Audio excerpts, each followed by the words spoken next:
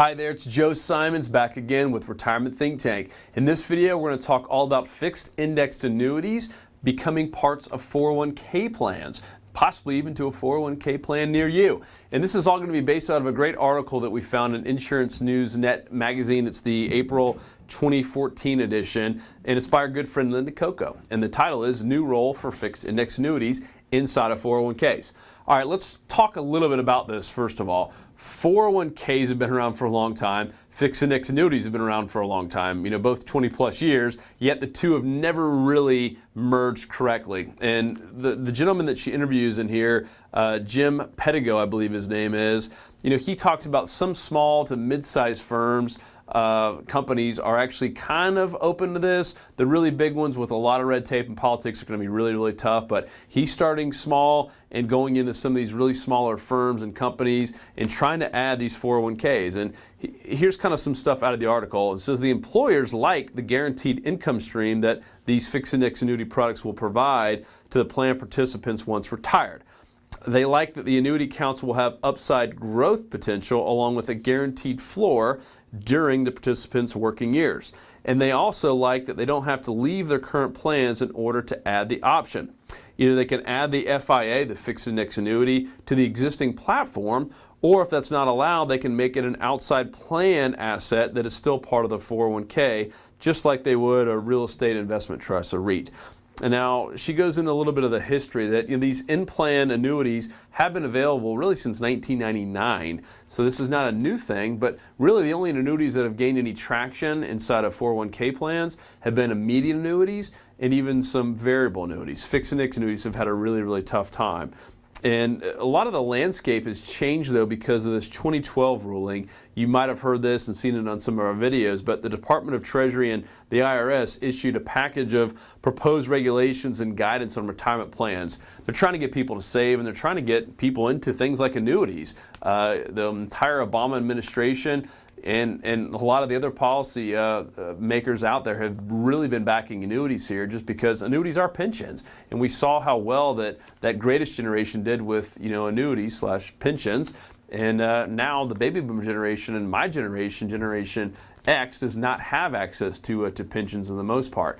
And so these annuities are really just going to be replacing a pension system. And the problem is, how do we get people to save, and how do we get products like these fixed index annuities and other types of annuities into these 401k plans and other retirement saving plans? Now, this regulatory package has opened up a really wide door, and that's what this gentleman, Jim Pedigo, is saying, that he thinks this is going to be kind of the stimulus that gets fixed index annuities inside of 401k plans. It says also that only 10% of employer plans are offering any kind of in-plan annuities right now. And as I mentioned, a lot of that is just variable annuities and SPIAs. What's kind of neat about this as well is talking about the fit. It would be voluntary, so you'd never be forced into buying one of these. And even if you did leave the company or something changed with that plan, the individual would now fully own the annuity and could take it with them. So it's not like it would be like golden handcuffs to staying with a company like a pension would. That is a really cool benefit of this, is if you did leave after 5, 10 years, whatever the number is, and join a new firm or new company, you could take that indexed annuity with you and still keep it like nothing had happened. Now, it does say at the very end kind of the problems that Jim and other people are having so far, and even some of the big carriers who are creating annuities for this, is that a lot of these fixed index annuities are really made for people 45, 50 and above. So if you do have 30-year-olds that want protection and want to kind of start a pension, some of these plans might not even be a fit, meaning some of them you can't even buy unless you're 45 or 50, and you also can't buy these income riders, which is a really attractive part of these fixed index annuities, unless you're a certain age. So that could be kind of a little bit of a speed bump and possibly even a brick wall in some cases. And of course, also you can't turn on your income until a certain age as well with fixed index annuities, so that could be a problem for the really younger crowd. The final part is just about processing, and that's one issue that I think is really going to have to be addressed before these really take off.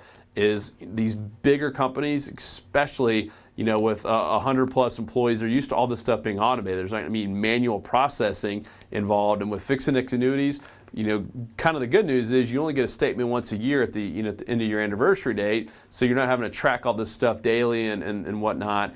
But someone's gonna have to manually put that stuff in once a year, which does cause a big problem for larger groups, which is why you can understand why the smaller groups could say, oh yeah, no problem, we'll just input 5 or 10 annuity statements once a year, and that's an easy. But once you start talking about hundreds and thousands of people, it's going to be a bigger problem. So one of the insurance carriers or someone's going to have to come up with some software that integrates all these fixed index annuity policies and statements in these 401k plans. So for more on this, stay tuned and check out the website retirementthinktank.com.